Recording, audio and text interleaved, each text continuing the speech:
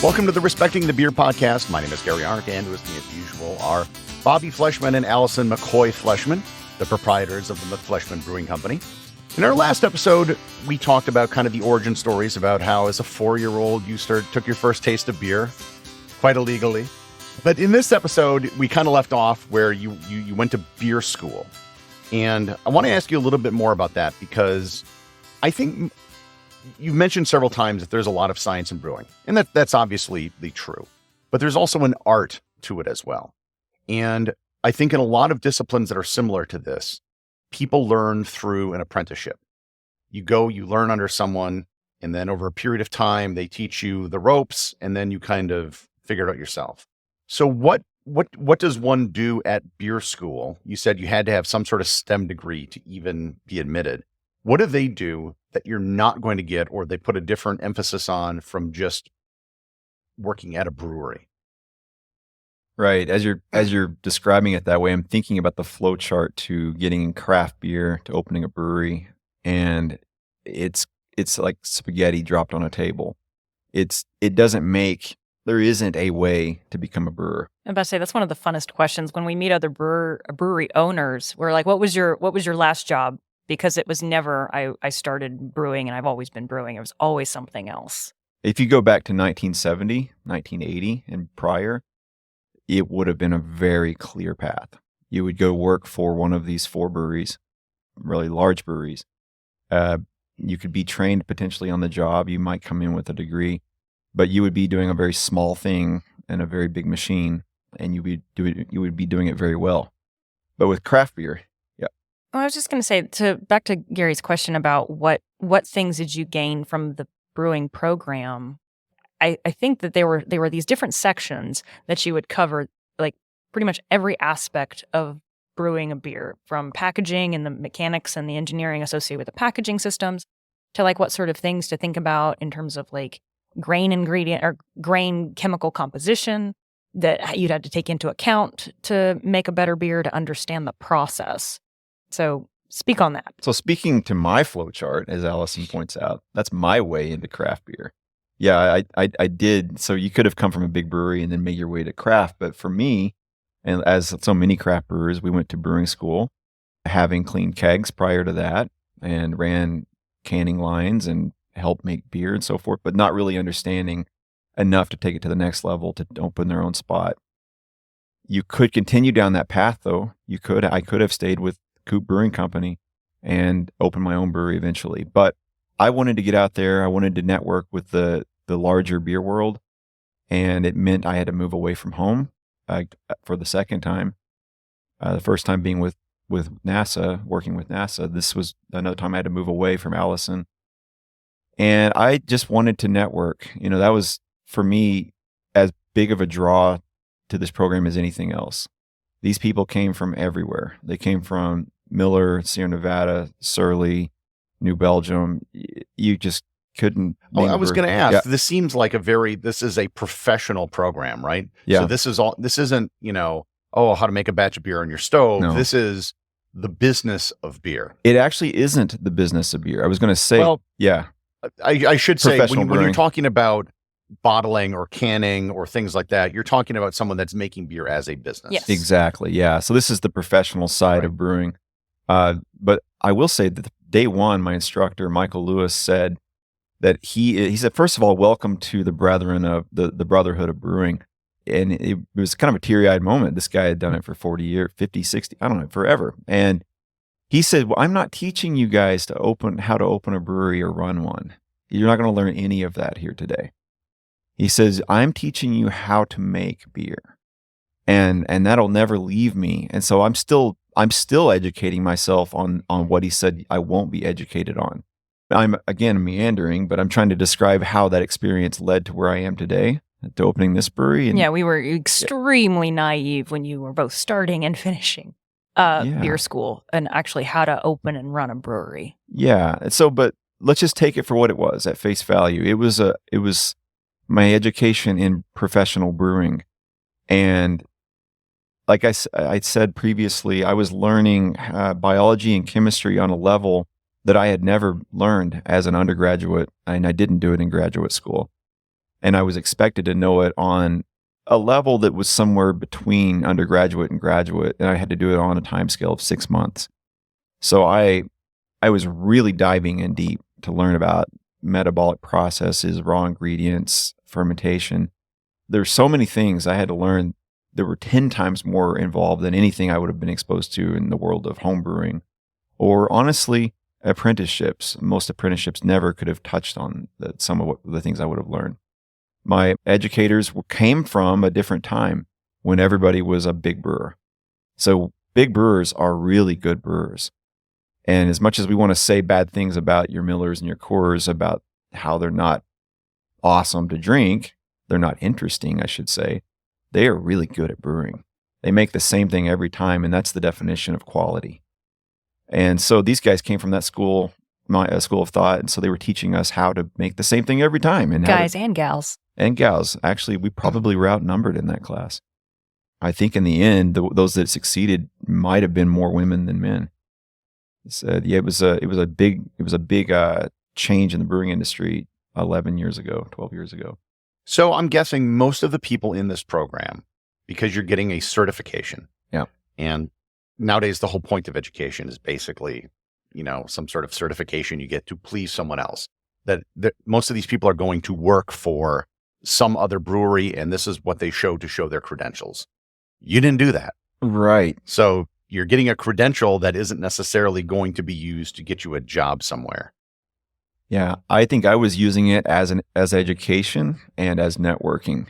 And if the credential came into play, all the better. And that goes for my PhD. I don't ever put that post-nominal to my signature, but if it ever becomes relevant, then it's there. And there's a post-nominal for my brewing degree as well that I could apply. What is it? Just It's a diploma brewer. It's too many letters. It's like DIP brewer. It's too many. It doesn't I thought even. it was IBD. No, because there's several Or degrees DIP IBD or something like that. They administer. I would put that on your business card, just because. Comma PhD, comma DIP Yeah, IBD. Sorry, Gary. I lost my train of thought there, trying to think of my post-nominal. You get this credential, right? So you go to the program. Yeah. And then what do you do? Well, so I call you up. So you're in beer school, and I call you up, and I'm like, hey, guess She's what? picking our next spot. Yeah. So the goal was I'm going to go, he'll follow me wherever I go. It's up to me to find the job somewhere because I was going to do the professor gig. And Lawrence called. So I interviewed at Appleton. Can we pause for a minute? She just described being a tenured professor at university. As the professor gig. Professor. As if it's a weekend. It's a verb. Anyway, and so I get the job, which is fantastic. And then I call him up. I was like, hey, guess what? We're moving to Wisconsin. And the physics department at Lawrence was needing a physicist. And they said, oh, well, our new chemist is married to a physicist. Maybe he can take this job. So they interviewed you, and they offered you the job for a 1-year visiting assistant professor job. But then also Hinterland Brewing Company up in Green Bay also wanted to interview because there was a person who had the IBD diploma coming to town. And so the brewery industry knows that is the credential. If you can have someone that has IBD on your team, it's amazing. At the time, I think the only other IBD in the state was, well, at least in the craft brewing industry, was Dan Carey out of New Carey, Glarus. and then soon after, Brad Stillmink. Cool. Yeah. It was a rare credential to have because it's so hard to get. And so we went up to Hinterland, and you interviewed there, and they offered you the job as a brewer there the same day that Lawrence offered you the job of the physics professorship for a year. And so it was a fork in the road. It was a fun day. Like, what do we do? So we went to Stone Arch to enjoy some beer there, and you decided, I think. Yeah, I wanted to immerse myself in the academic community here because I knew I don't want to talk down to the options, but I knew that the brewing jobs would always be there. But I don't think I was always going to have an opportunity to teach. And it made a lot of sense actually from a money standpoint to cover our moving expenses. Yeah, that's true. And we had just come out of grad school, so we had not really many dimes to our name. But also, I was terrified of Green Bay because it was far away. I didn't know how far it was, 30-minute drive, but we had no idea what winter was. And in Oklahoma, I would have been on the ice, the graveyard shift. I was terrified of you driving back and forth in winter, and so I was very hopeful that you didn't take the job for that reason. So your position at Lawrence, was it a postdoc type thing? Essentially, yeah. I was taking over a rotating visitor position. And your position was more of a tenure track one? Yes. That's a whole story. She didn't even know she was interviewing for a tenured position. Yeah, it was a visiting position that they switched over to a tenure line. And just so everybody knows, that's the holy grail for most academics. Yeah. Right? Hence you go through all this garbage for years, and the hope is you get a tenure track position, you get set up, you get a nice job for life. Yep. Yeah, I'm hired for life. What are the options? Oh, you're hired for life or you're fired. Yeah. So until you're tenured. That's what a colleague of mine described tenure to be. But the idea is that you have this academic freedom and you can explore your research in ways. And the even more holy grail is working at Lawrence because it's a very small college. So I don't have to do and it's undergraduates only. So it's not the graduate students. And I don't have to go after big grants. I can really focus on teaching and working with students, which is fantastic. And the other fun thing about Lawrence was even on my interview, they're not allowed to ask any questions about do you have a spouse and what do? They were like, is there anything about Appleton that we can tell you about for any reason at all? And I was like, well, is it okay if we go around to some of the breweries? And they're like, oh, okay. And so one of my colleagues took me up to Green Bay and we went brewery hopping and he was like, yeah, I don't know why she wants to. I was like, it's fine. I just really like beer. What they didn't know is, of course, I was really wanting to look at the not competition. I mean, all of these breweries. The landscape. You look at the landscape and is there a spot is Appleton in need of another brewery, especially one that with the vision of what we were kind of building? So your decision to come here was obviously based on the job offer. Yep. Did you have any idea at the time the history of beer in this area? Oh yeah, that's the part. She asked me over the phone. She did have options at the time and of where we would land, and it was between Boston and Australia, which would have been cool if I remember right. Oh no, that didn't. Well, the point though being, she did ask, would it be a good spot to open a brewery? In Wisconsin. Drink beer? And I laughed on the other end of that line. And I was going to school with some people that were from Michigan and Minnesota, and they also laughed at that question. In all fairness, I actually did know. I can just make it funny. But what did work out is we moved at a time when there was one brewery in Appleton, mm-hmm. Stone Arch. Our neighbors of the Appleton Beer Factory had not yet opened, and there was a brewery in Grand Chute, Fox River Brewing Company, but that really is based out of Oshkosh. So we moved into a really ripe moment in the history of beer for this particular city. So the reason I ask is because at least in growing up in the 70s, probably earlier when it was the era of big beer, Wisconsin really was the nation's largest beer manufacturer. Mm-hmm. Most of that coming out of Milwaukee. Right. Miller, Pabst, Schlitz, Hams, every German name, a lot of Germans settled in this area. They created breweries, and this was sort of the beer center mm-hmm. of the world for a while until the craft brewing, wave started. Yeah, we knew about New Glarus. And a friend of ours in graduate school was from Milwaukee. And so he would come back and forth over the holidays and he would bring us back a big box of Spotted Cow. And we were like, oh my gosh, Spotted Cow, this is amazing.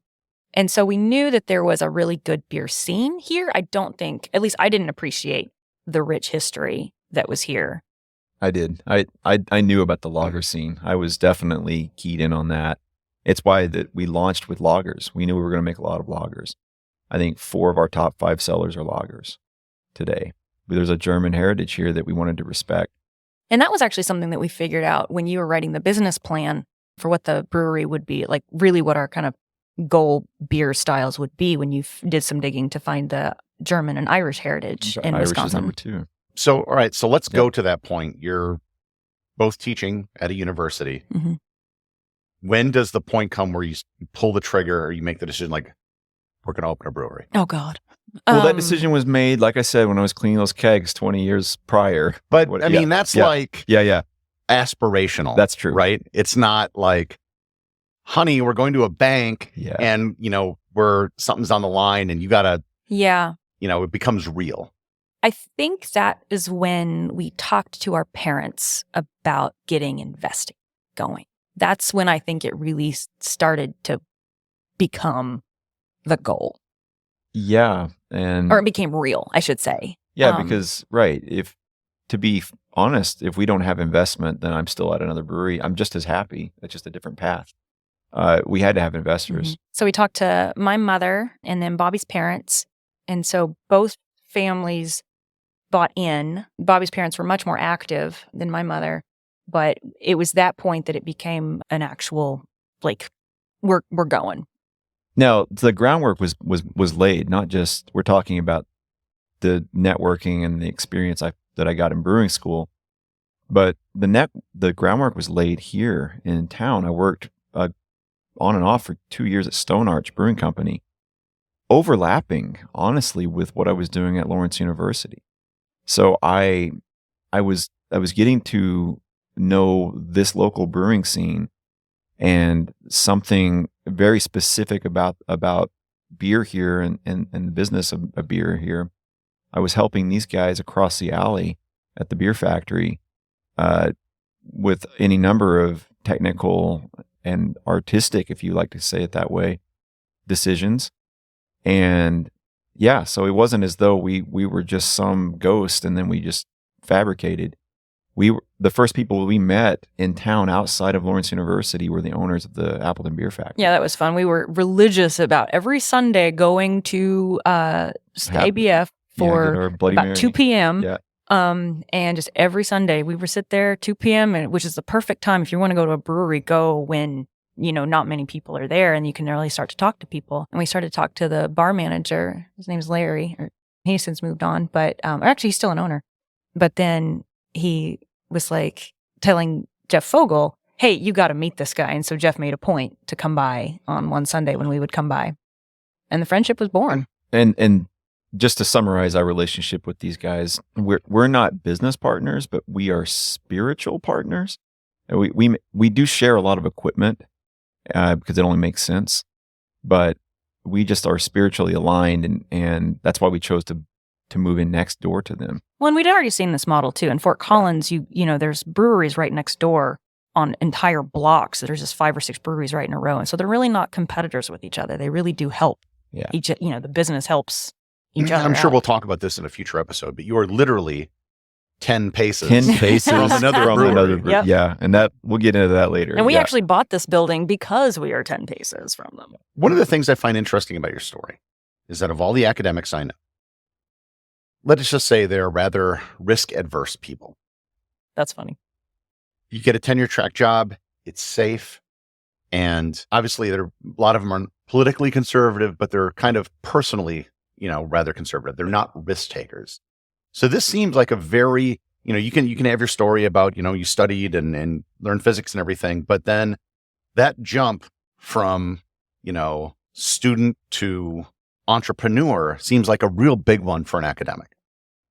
That it's something that a lot of, maybe some Silicon Valley people do it, but you don't see it a whole lot in other disciplines. Well, Bobby had actually jumped off that cliff before. I was going to say that this is where my parents, even if they didn't introduce me to beer, they introduced me to entrepreneurship. They had a real estate company, and then my father works in the oil and gas industry in Oklahoma, which is the second biggest industry in Oklahoma. In fact, Allison's father did too. Mm-hmm.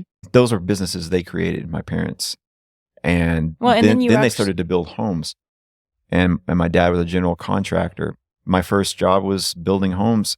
I think I learned how to open businesses and jump off the cliff without even thinking about it. I was about to say, let's say a little bit more about that. Like your dad was doing like the land brokerage. Your mom was a real estate agent. She's actually the president of the real estate company of like the President state. of the appraisers. Yep. But then you didn't just build you didn't just like work as a carpenter. You truly built the houses like from start to finish. I didn't go to involved. college essentially until I was 25 years old.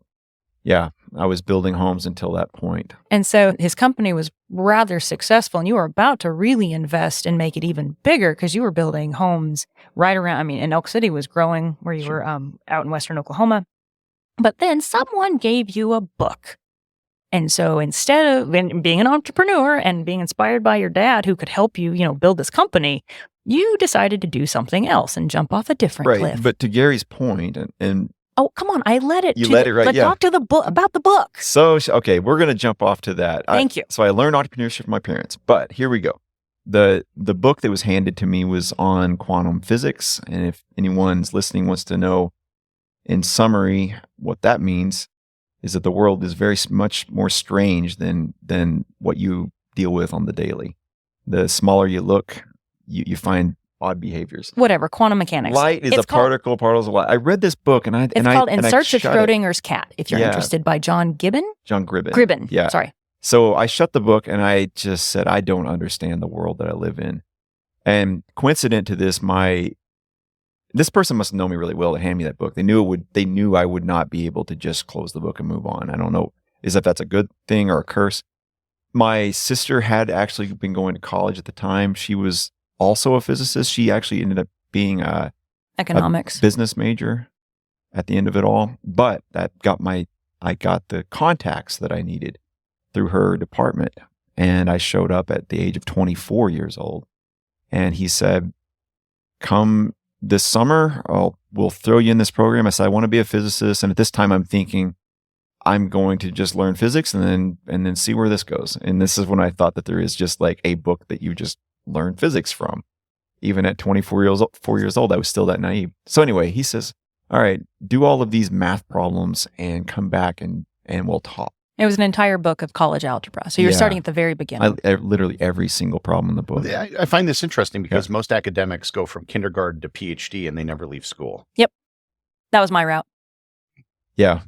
I have a very nonlinear path. Yes. But in that nonlinearity, you're comfortable with jumping off the cliff. Yes. And it almost became a joke when it explains the business. when it's like, well, what career is Bobby going to have next? But we love you though. But the skills that you developed made opening a brewery, building it ourselves, the entrepreneur idea, like it was already there, and he'd actually practiced it a couple times, whereas most academics like myself don't do that. We stick to that narrow path. Getting a PhD is that. You have done it.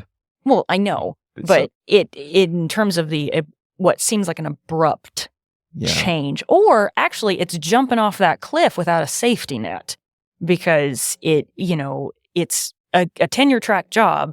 I mean, unless the university closes, it's pretty nice gig because you're going to have a job. It's ultimate job security. Whereas entrepreneurship is like not. Yeah, without sounding self-indulgent, it's something that you don't know about yourself until you press yourself, and you either have that character trait that allows you to climb out on the wing or you don't. And I don't think that it is related to your history. It's just something about whoever you are. If you happen to be an academic or not, it's just something that's in me. And I inherited it or observed it from my parents, but jumping out of the plane was always something I was willing to do. And your family had a lot of their own businesses. So your grandfather ran a dental lab. He made dentures. And actually, this is a fun story. Can I go a little sidetrack? Let's go. Way back again. So Bobby has so many skills. He learned to weld in high school, so he welded a lot of the stuff here. He carpenter, so most of the wood stuff that you see, he helped build with your brother-in-law. And so there's all these different skills that he has. He can prepare like crazy. He's also made his own gold tooth.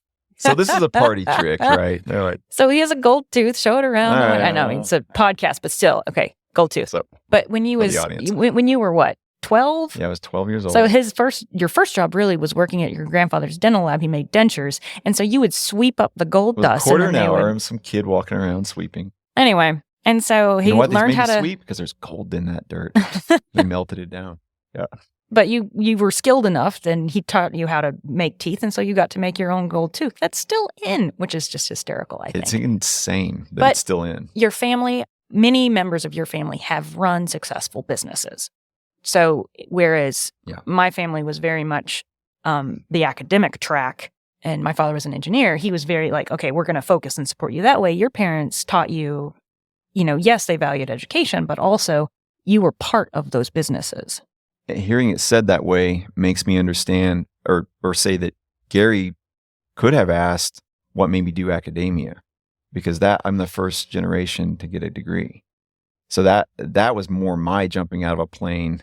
There are a lot of parallels in our lives. Yeah? Oh, yeah. Okay. Because I've reinvented myself umpteen times. Yep. I started a business. Everyone was like, why are you going to do that? And that was successful. And then I went back to school, studied science. But I realized I don't want to get a PhD after having seen so many people do it. I was thinking of going into planetary science. Right. I was looking at Brown, Arizona State, and Caltech. Yeah. And someone was at the University of Minnesota. they explained to me like, well, here's how it's going to happen. You work on some program at NASA, and then you spend 10 years on it, and then the rocket blows up on the pad or it crashes, and you've wasted, a decade of your life. And I was just like, yeah, I'm going to go travel around the world. Oh my gosh, this is so similar. But so similar. What you said about this being a personality trait, I absolutely believe that. And I've told that to a lot of people. I get people that ask me all the time. It's like, oh, I want to be a podcast and do this. And like, either you have it or you don't. And it's not a bad thing. There are some people out there that, I've never had a real job in my life. I've always done my own thing, and there have been very highs and lows and in between, but I wouldn't do it any other way. Did the fact that you were married to someone on a tenure track offer a little bit of stability? Like that's that's the only way we can do that. Whoa, hell yeah! That there's no way this happens without a stable breadwinner. I am he's the bread maker. I'm the breadwinner, and this is our retirement. Yes, yeah, and this is when it's been. I will say, building a brewery can put a lot of strain on a marriage, and you're good at putting strain on a marriage. But I remember that we were going to wait until after I got tenure to start the brewery. That was my hope, because worst case scenario, now granted, I'm really good, so it's fine. I'm not going to get tenure. But you never know. And you do the best you can. But I really wanted to wait. But then the building opportunity came to buy it. And it's like, we're going to jump off the cliff. And he just went ahead and he was like, nope, we're going to do it. We're not going to wait for you to get tenure. So what year did this happen? This was in 2016. Yeah, and I would have gotten tenure in 2019. And I would have known about it a little earlier, but I really wanted to make sure that I was going to get it. And it was at least a couple of years of you finishing that process and me breaking ground here and going through the loan process. Mm-hmm. Yeah. And so we jumped off a little faster than I wanted, but it's the time scale that I work on. You can't stop Bobby. That's one thing I've learned is like, something my father used to say was like, lead, follow, or get out of the way. And you definitely get out of the way with Bobby. He is going to do stuff, and you just don't stand in his way. And if you can, support him so you can go farther. I believe in you, sweetie. Well, hopefully it doesn't sound like I'm walking on people to get there. Oh, no, not I do. Oh, that sounds bad. No. You're crushing all of your enemies. No, sorry. He's just brewing supremacy. I mean, he's getting up at 4 a.m. when he still has to finish his dissertation to go clean kegs for like nothing. So, but it was clear that it was for something. Extreme work ethic. Yeah. All right. Well, let's pause the conversation here, and in the next episode, I want to really start with the origins of McFleshman's and how that started and how you went from nothing to a brewery of your own. Perfect. Go team.